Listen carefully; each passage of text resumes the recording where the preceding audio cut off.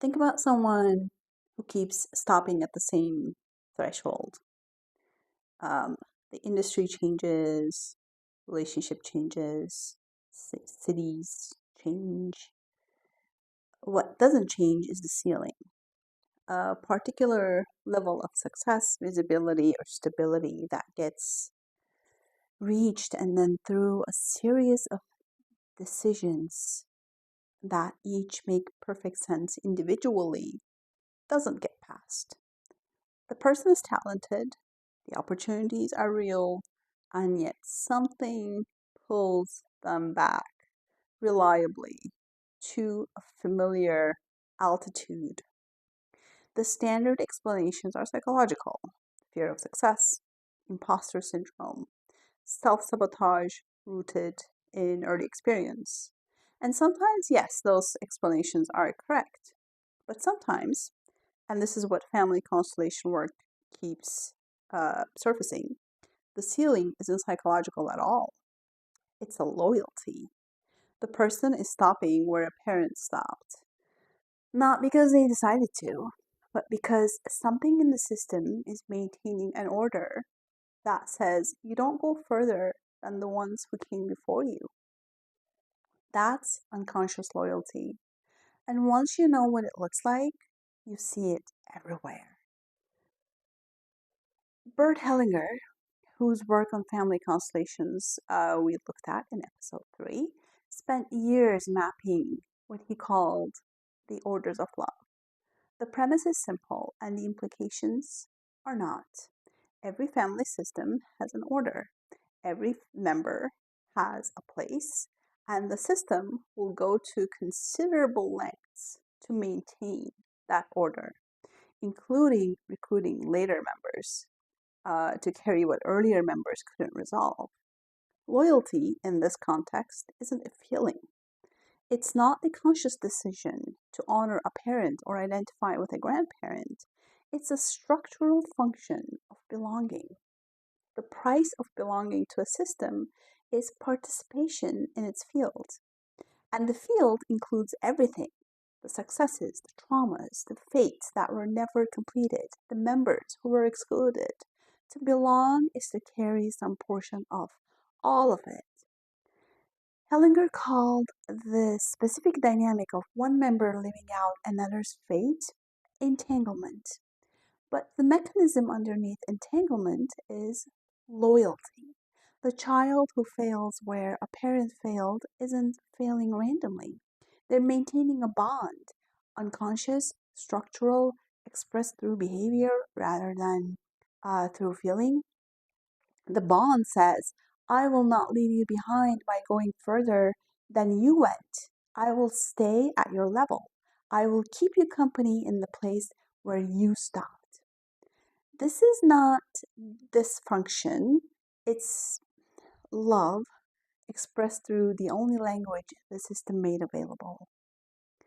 The problem is not the loyalty itself, the problem is that it's operating outside of consciousness, which means it cannot be examined, evaluated, or when appropriate, released. Here is what unconscious loyalty looks like across different areas of life. For example, in a career, the person who cannot sustain success past a particular point, regardless of talent or opportunity, the business that reaches a specific revenue threshold and then contracts consistently across different strategies, different markets, different leaders, different teams. The professional who sabotages visibility at the moment it becomes real. In each case, worth asking, who in the family system stopped here? Whose fate is being honored through this ceiling? In relationships, the person who chooses partners who recreate a specific dynamic from their family of origin, not because they enjoy the dynamic, but because the familiar pattern is a form of loyalty to the system that produced it.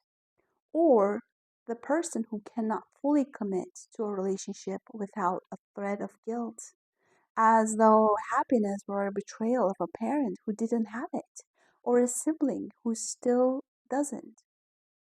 In health, constellation work has consistently surfaced connections between physical symptoms and family field dynamics that purely medical or psychological frameworks cannot account for. A person who carries chronic pain in the same location as an ancestor who died there, a pattern of illness that mirrors an excluded family member's fate. These connections are not metaphorical, they are field phenomena, the body expressing what the system hasn't yet resolved. In each of these cases, the loyalty is the same structural function.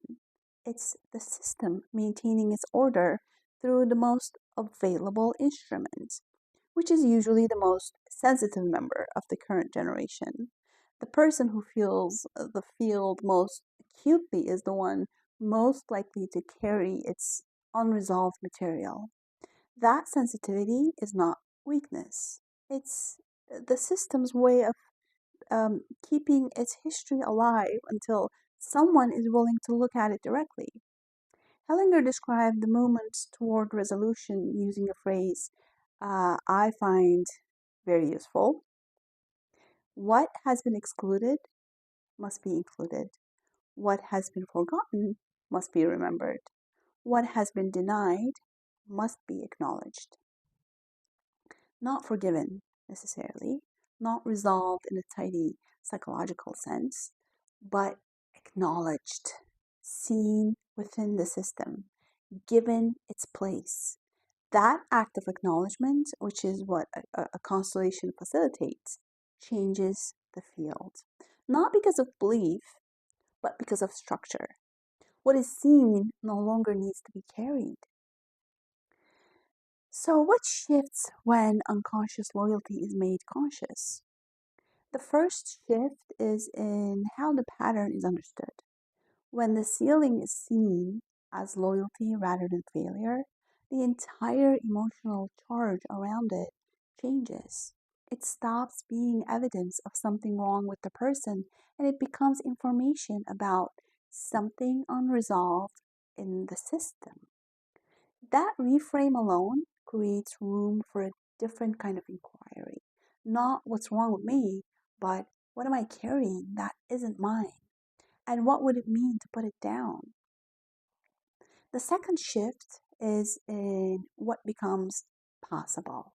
The loyalty can only be examined when it's conscious, and it can only be released when release is appropriate through a specific act of acknowledgement rather than through um, willpower or psychological insight. The release isn't I decide I'm no longer loyal to my parents' ceiling. It's closer to I see you. I see what you carried. I honor it as yours, and I take that as mine and go further. That movement, which sounds simple, but it's not, changes something in the field that no amount of strategic planning or therapeutic insight can reach. The third shift is in community and organizational life. When a team keeps hitting the same dysfunction despite changes in personnel and structure, the constellation framework asks, what in the founding story of the system is being replicated? Who was excluded from the original narrative? What was the cost that was never acknowledged? These are not soft questions, they are structural diagnostics, and they produce different interventions than the standard organizational development toolkit because they're aimed at the field, not at the individuals currently inside it. The cancer placements that carry deep attunement to family field dynamics, to what is felt but not said, to what moves through a lineage beneath the surface of events, make this territory particularly legible to certain people. That attunement is not sentimentality, it's perception. The ability to read a family field is a capacity. Like any capacity, it becomes useful when it's understood rather than simply experienced. Unconscious loyalty is love with nowhere better to go. Making it conscious doesn't end the love, it gives the love a more precise address.